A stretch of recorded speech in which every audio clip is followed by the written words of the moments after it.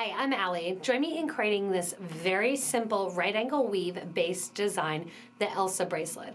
Make sure you watch because we're going to be adding some easy and simple elements to this you can use anything bracelet design. So to get started on this project, I have a size 10 needle here, straighten that out a little bit, with some black dragon thread in the 0.006. I also have here a cup button, some 11 O's in Duracoat galvanized silver, 15 O's in the galvanized gold, some 2mm bicones in the grayish color. You don't need to use those. In our sample, I did not. We'll go over that. I have 6mm pearls versus my 6mm disco balls. And the 6mm pearls that I'm using are the almond satin, beautiful, and 8mm Potomac crystal disco balls in jet versus that nice light sapphire color. So I'm doing this bracelet not because it's reinventive or anything brand new, but what I'm going to be showing you is how to use some bigger beads that often aren't used to help you learn and to make a right angle weave that looks a little bit different. We're going to be starting this right angle weave at the end of the design with our left side of our box. We're going to be using one of our 8mm crystals, followed by the bottom of our box. The bottom of our box is going to be one 11O seed bead, followed by 2 of our pearls. And this is a great stash buster if you get the subscription box, if you just have a lifetime supply of beads like I do.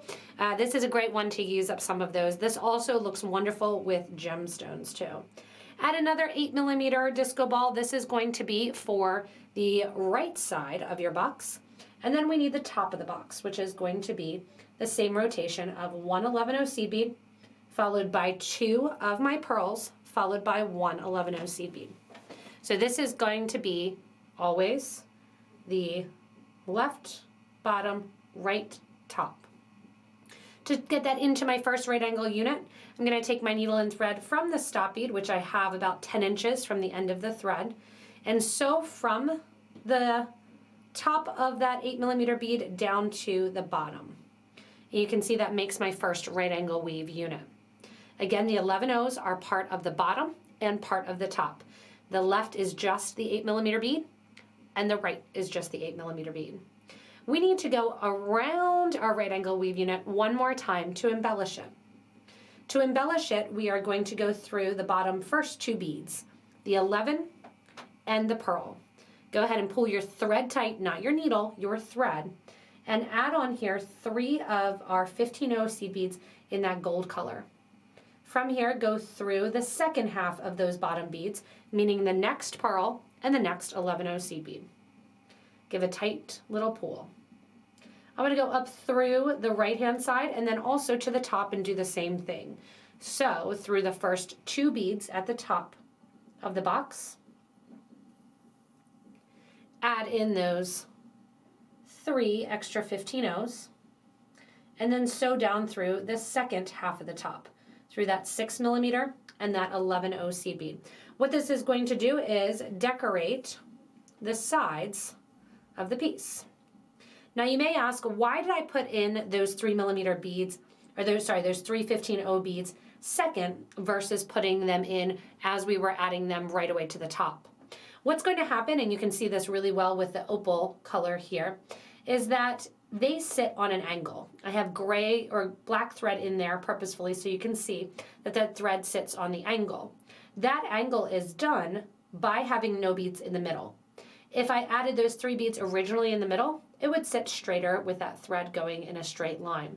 So to achieve that angled look with the holes facing on an angle, I'm adding those 3 seed beads after.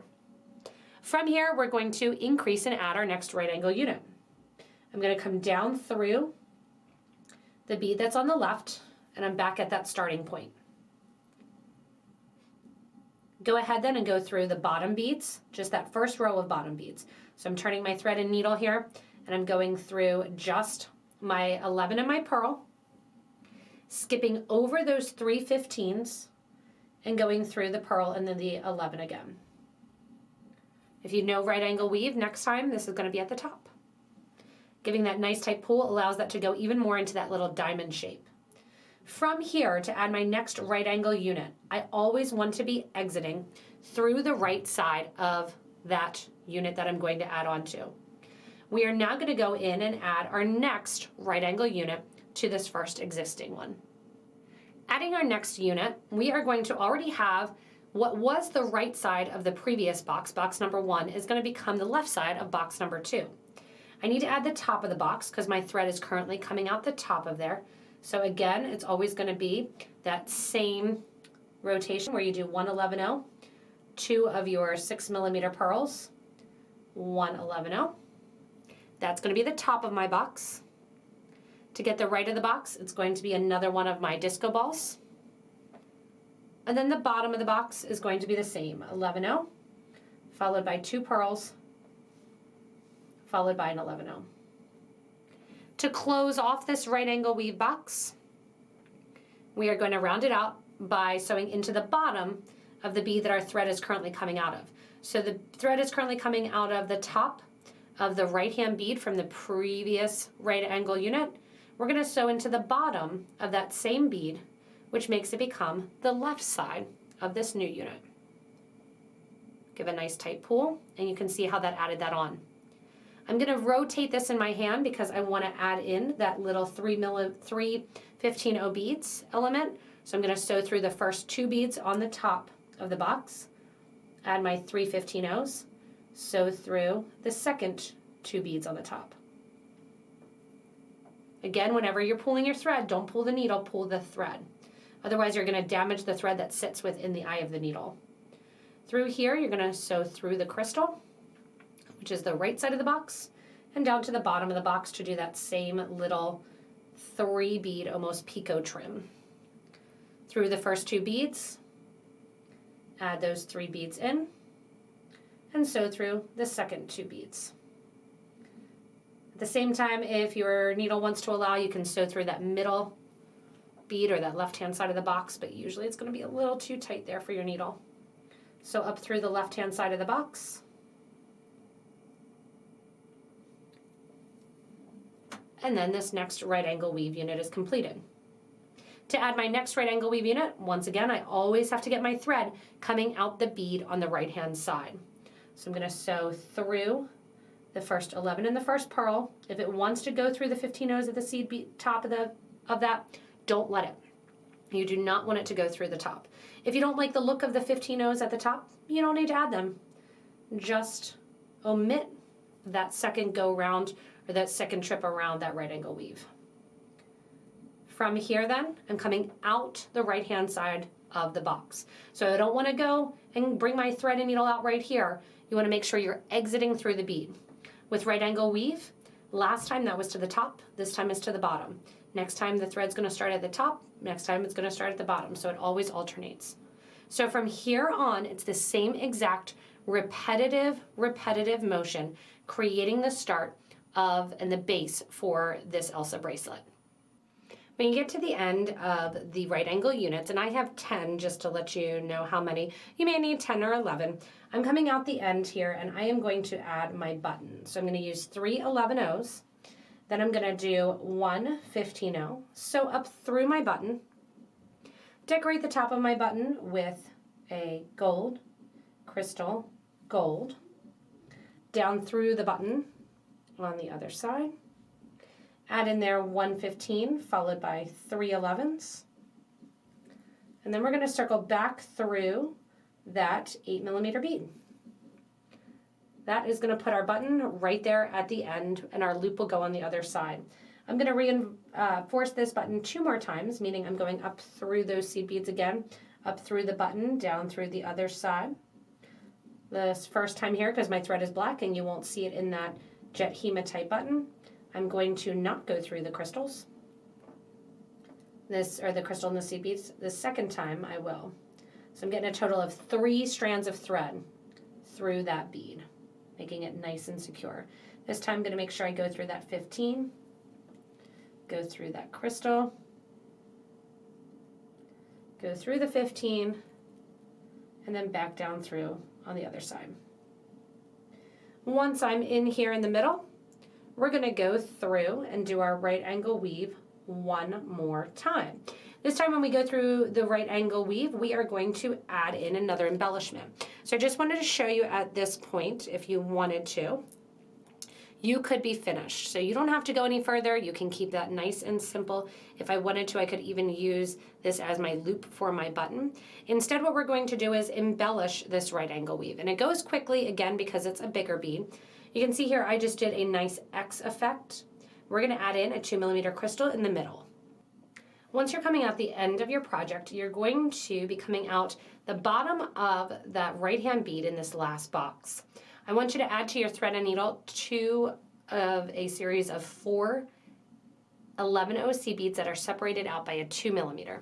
You can also do 9 total C beads if you don't want that crystal in the middle. So I have on 4 11s, 1 2mm crystal, and then 4 11s. We're going to go from the bottom of that right-hand box to the top of the left side of the box and sew through just the crystals. From here, I want you to add 1, 2, 3, and 4 more 11O C beads. Go back to that same 2mm bead and sew back toward the first 4 C beads. Pull that nice and tight. Add 4 more seed beads. And that's going to finish up our Xing effect. You're going to sew into the top of that right crystal that originally your thread was going through. So you can see we just did a nice basically figure 8. From here I want you to sew through the original bottom beads, so sew through the 11 and the pearl, as well as the pearl and the 11, skipping over those 15 O's. At that same time, go ahead and sew through the next 8mm crystal. Coming out the top here, we're going to repeat that same exact pattern, adding our 4 seed beads, 1 2mm bicone, 4 seed beads, and then once again, this time I'm coming out of the top of the right-hand side of the box, so I'm going to sew into the bottom of the left-hand side box. Keep all those beads to the top of the design. Add in 4 more seed beads. Sew back through the crystal that's already there, sharing that. And then once again, 4 more seed beads. Up through that same 8mm crystal from the bottom to the top, and that gets your next X on the design. From here, once again, go through the top of this design, through the 6mm bead and the 11O, the 6mm pearl, the 11O, skipping over those 15s, and now I'm in a great position with that starting 8 with my thread coming out the bottom to continue that X effect. Now you'll notice every time you're doing this, because you're also doing that right angle weave going through the pattern again, that this time we're starting at the bottom. The next one we're going to start at the top and continue to go on just like we did as we were adding in our right angle units. Once you're completed, it's time to do and add the clasp. So I have my starter thread here, which I'm going to utilize, and I'm going to make a loop for the button. Coming out of the last one of my 8O seed beads, I'm going to add 1, 2, and 3 11Os, followed by 1 of my crystals, followed by 1, 2, 3 11Os. So back through that crystal that your thread is currently coming out of. And just like we did the other side where we added our button to it, this time we're going to make a loop. So we're going to go back through those 3 seed beads as well as through that crystal. And I'm going to make a loop out of my 15O seed beads for a little bit more gold there. You're going to want about 32 of these, and once you get those on, you are going to go in and sew back around through that crystal and through this loop one more time. After you're through the loop of seed beads that we're making one more time, I want you to go down here, tie off this thread, and then do another reinforcement with that starter thread as well. So that way it gives a good start and a finish, adding stability to the piece. The thing that I like about this piece is it's really, really versatile. So again, make sure to comment below and say any change-ups you used, what materials you used, whether or not you used Potomac crystal disco balls in 6s and 8s, if you used pearls and disco balls, if you used gemstones. You can always also post a picture in our Facebook group for beading and jewelry making. That is great to help out other people that may be watching the video like you. So I'm going to go through here, reinforce, get that loop done. And this bracelet, not only can you use whatever you want, but you can also stop and start anywhere in the process. So keep in mind, this also works with switching out the 8s and the 6s to 6s and 4s. So a 6mm bead would be in the middle. You can also do the same idea of this embellished right angle weave with other sizes of beads as well. So if you want to do 2 4mm, say, you can certainly do that also. So keep track kind of the different design element ideas that you have that you can use in the bracelet. After I'm down through that crystal, I'm going to sew down through those 11 OC beads. Move that stop bead out of the way a little bit. Go ahead and tie these 2 thread ends together. Notice I'm not removing the needle yet, because I'm going to take the thread end that's attached to the needle and take it to the other side of my crystal.